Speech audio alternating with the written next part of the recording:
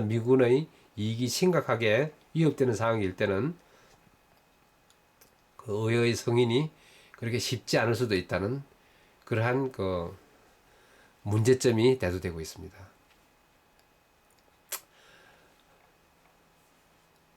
그러면 그 전시작전권을 우리나라가 가져오면은 지금 현재의 우리나라 사정은 굉장히 열악합니다.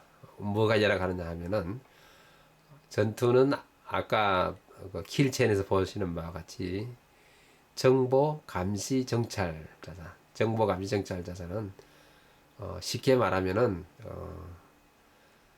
위성 감시 체계, 그리고 조기 경보기, 그리고 무인기 체계들, 뭐 이러한 거 북한이 어떤 군사적인 행동을 하며 어떠한 의도를 가지고 있는가를 사전에 정찰해서 북한의 의도를 사전에 탐지해서 알아내는 능력인데 우리나라는 이 능력이 없습니다. 그렇기 때문에 우리나라가 전시작전권을 행사하기 위해서는 군사 정찰 위성, 그리고 고고도 무인 정찰기, 장거리 공대지 미사일 등을 도입하는데 돈이 많이 들죠. 그리고 중거리 장거리 지대공 미사일, 기타 다른 전력을 확보하는 예산을 통해서 약 40조 원의 예산이 들고 F-35 한국산 전투기, 이지스나 잠수함을 위해서 막대한 예산이 필요로 하는 문제점이 발생하게 됩니다. 그래서 구체적인 예산 내역은 여러분들 보시는 바와 같고 크게 한 40조 원이 드는데 40조 원은 현재 우리나라의 국방 예산이 40조입니다. 그러니까 우리나라에 지금 현재 있는 우리나라 국군을 하나도 유지하지 않고 전작권 전환에 따른 한국군 능력 강화를 위해서 예산을 써야 된다는 말이죠. 그래서 현재 40조 원은 우리나라 1년 예산의 약 한 3.5%입니다. 그러니까 40조가 더 들어가기 때문에 약 7%의 1년 예산에서 군사비를, 국방비를 3.5%에서 7%로 정액을 해야 되니까 우리나라의 그 빠듯한 예산에서 굉장히 쉽지 않는 선택이 될 것입니다. 그래서 전술적인 분석을 보면은 한미연합사령관은 유엔군 사령관과 주한 미군 사령관을 겸하고 있고 작게 5027을 지금 작게 5027, 5015를 발전시킨 것이 주입니다. 한미연합사가 해체되면은 주한미군의 주둔명분이 없어지게 될 뿐 아니라 결국 주한미군의 철수로 이어진다는 점에서 한반도의 힘을 공백을 초래할 심각한 안보 위협이다. 이것은 이제 북한의 전략적인 목표가 이루어지는 것이죠. 자나깨나 북한의 제1 공작의 목표는 주한미군을 철수해서 쉽게 자기들의 군사력에서 남한을 전장으로서 접수하는 것이죠. 근데 미군이 있기 때문에 어렵게 되었고, 그래서 미군 철수로 이어진다는 점에서 전작권의 전환이 이루어지는 그 시초가 된다는 이야기입니다.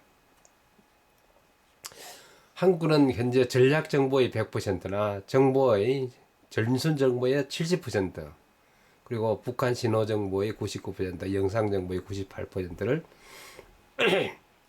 미군의 장비와 기술력에 전적으로 의존하고 있습니다.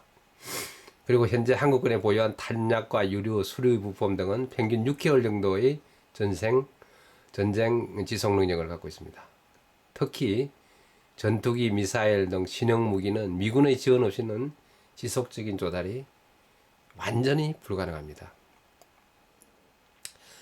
전쟁의 재발에 대비해서 한국 양국이 말한 작계 5027, 5015에 따르면은 미군은 전쟁이 재발하는 순간부터 해군 전력의 40%, 공군 전력의 50%, 해병대 전력의 70% 이상의 정원을 해서 미국과 일본 기지로부터 항공기 2,000대, 함정 160, 해병, 지상군 등 한반도로 이동해오는 미군은 69만 명에 이른다. 그러면 한국군의 평시 총병력이 68만 명인데 이보다 더 많은 미군이 정원되면은 140만의 군대를 지휘하는데 과연 한국군의 지휘관이 지휘를 할 수 있는가? 왜? 한국군은 육군 위주로 편성된 군대입니다. 그렇지만 미군은 공군과 해군, 육군을 망라하는 지휘 계통이죠. 그래서 육군의 지휘 능력을 가지고 공군과 해군과 육해공군을 연합 지휘할 수 있는가? 그리고 인원이 2배가 된다는 거죠. 그래서 작전 통제권이 한국군에 한정된다면 이는 지휘관의 한국군 지휘관의 지휘 한계를 능력을 벗어나는 현상이 된다. 그 한마디로 지휘를 할 수가 없다는 말이 되겠습니다. 그래서 현재 우리가 한미연합사령부에서 하는 협력자주국적 국방에서 전시작전권을 이양받으면 배타적 단독 국방이 되죠. 그러면 우리가 분석에서 본 것 같이 첫째로 주한미군의 주둔 명분이 없어져서 힘의 공백을 초래하게 된다. 그리고 주한미군이 철수하게 되죠. 두 번째로는 정원군의 전력은 한국군의 작전 지휘 능력을 초과하게 된다. 한국군은 육군 위주의 지휘 체계, 미군은 육해 공군의 연합 지휘 체계라든가. 세 번째는 미국만이 개발해서 보유 운영하는 첨단 무기의 운용 능력의 불足. 즉 말해서 미국은 세계 제1의 국방비 이 소요 군대이며 각종 첨단 무기가 이루 말할 수 없이 구비되어 있습니다. 그렇지만 그 미군이 우리나라에 와서 자기들의 장비와 인원으로서 전쟁을 하는데 전자권이 완수가 되면은 이런 그 첨단 무기가 우리나라에 올지 하고 의문이 되는 점입니다. 세 번째는 한국군의 전쟁 지속 능력, 전쟁 지속 능력이 계속 싸우겠다는 것이 아니고 전쟁을 하려면은 무기가 부서지겠죠. 무기 부서지는 파손되는 무기를 보충해야 되고 무기를 쓰는 그 탄약, 그 유도 무기, 유류, 보급품 등의 자원의 공급을 계속 받아야 됩니다. 그래서 우리나라의 그 전쟁 물자의 지속 능력에 미군의 원조가 없이는 한계가 있게 된다. 그래서 이 첫 번째, 두 번째, 세 번째, 네 번째의 능력은 전쟁의 승리를 위해서는 크리티컬한 아주 기본적인 요소가 된다. 그래서 이 기본적인 요소가 전시작전권이 환수가 되면은 없어지거나 약화되죠. 그 없어지거나 약화되면은 전쟁에서 승리라는 확보가 불투명해진다는 그런 전략적인 전술적인 치명적인 약점을 나타내게 된다. 그죠? 그래서 국가의 주권과 전시작전권은 무관합니다. 즉 전시작전권은 전쟁 승리의 개념이다. 그래서 일부 좌파 정치가나 좌파 정권에서 국가의 주권, 우리나라는 세계 10번째 경제대국인데 이 자랑스러운 국가에서 전시작전권을 미국이 행사하면 이것은 수치스러운 일이라고 국민을 선동하고 있습니다. 그런데 이것은 그런 것이 아니고 국가의 주권하고 전시작전권은 무관하고 전시작전권은 위의 분석에서 본 바와 같이 전쟁을 승리하기 위한 기본 개념이다. 이렇게 이해하셔야 되고 전시작전권이 환수되면 한미 동맹이 약화되는 것은 불을 보듯이 뻔하고, 미국은 세계 제1의 패권 국가이고 세계 제1의 군사력을 가진 자존심이 강한, 명예심이 강한 군대입니다. 그런데 그 미군이 한국군의 지휘를 받는다? 이것은 있을 수가 없는 일입니다. 그래서 한국군의 지휘를 받는 현상에서 곧바로 주한미군의 철수로 이어진다. 그래서 한미동맹이 약화되고 미군이 철수된다는 일이 곧바로 발생합니다.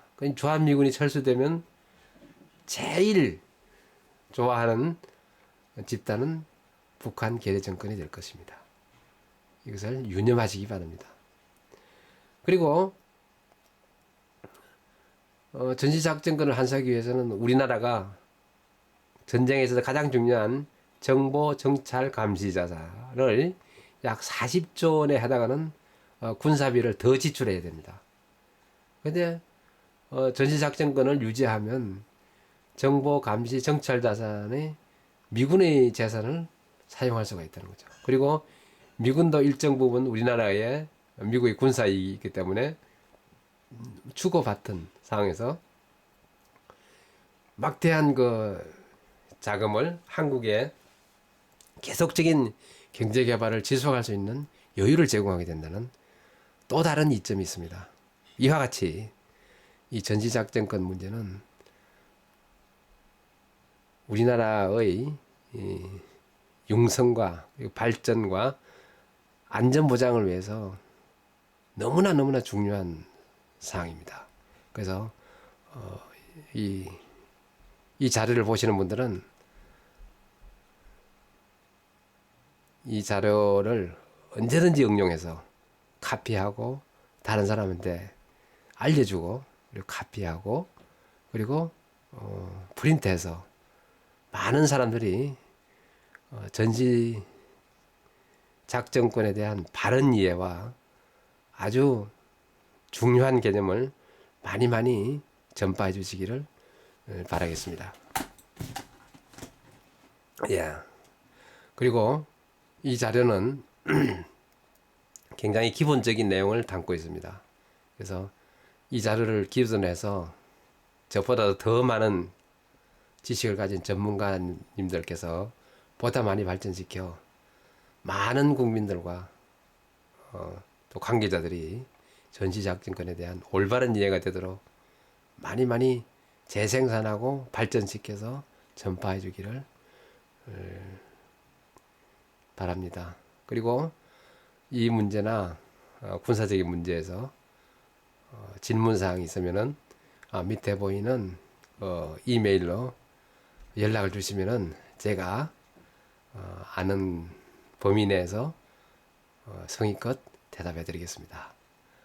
여러분 감사합니다. 그리고 우리나라의 민족 정기를 받들고 우리나라의 우리 아들들, 우리 자손들에게 자랑스러운 대한민국을 물려줄 수 있도록 우리들이